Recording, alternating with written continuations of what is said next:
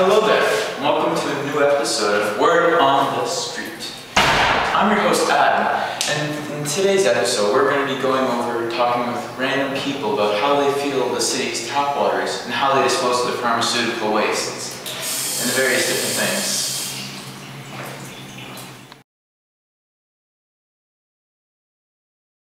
I'd say tap. She said tap. Okay, bottles. I drink water out of the tap. Well, I'd have to say I prefer the bottles because I hear what we're getting out of the taps here is enough to kill a whale. And given I'm not a whale, at least not yet, there's way too many PCBs and other things that you just can't filter out. You just can't get rid of that chemical waste. So no, definitely bottled water. I want to live to be at least 100.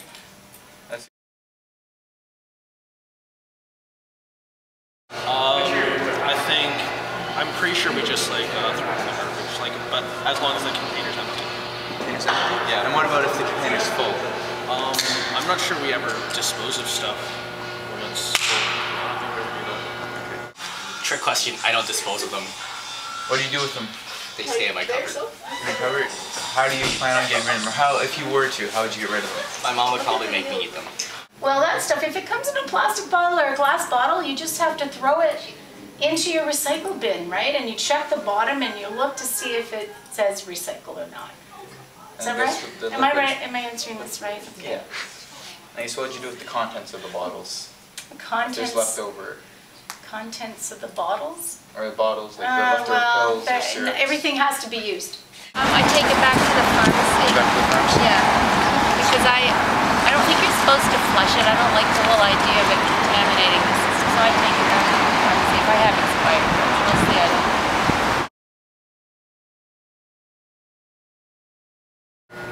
I didn't know that actually. I thought it was like filtered. What's your opinion on that? Well, I think if there's something we can do to like stop that, then we should definitely do it. That doesn't sound healthy. Yes. What are your opinion on that? I'm not sure. I've heard it like the thing is I don't think I have enough information. Like I personally don't have enough knowledge to be able to make my opinions clear on that.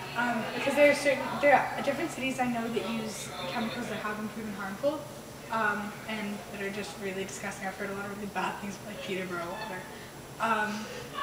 As for Toronto water, I'm not really sure. No. No?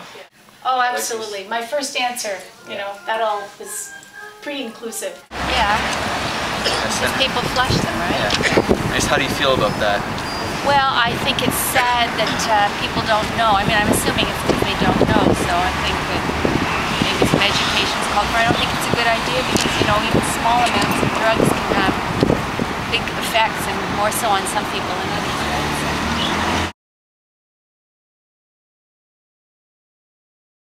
As a 10, I've never ever worried about it. Now probably slightly skeptical. Not that it doesn't affect it that much, but I would definitely be slightly more cautious. 10 because the dilution rates are so high that it's... Probably about a 1.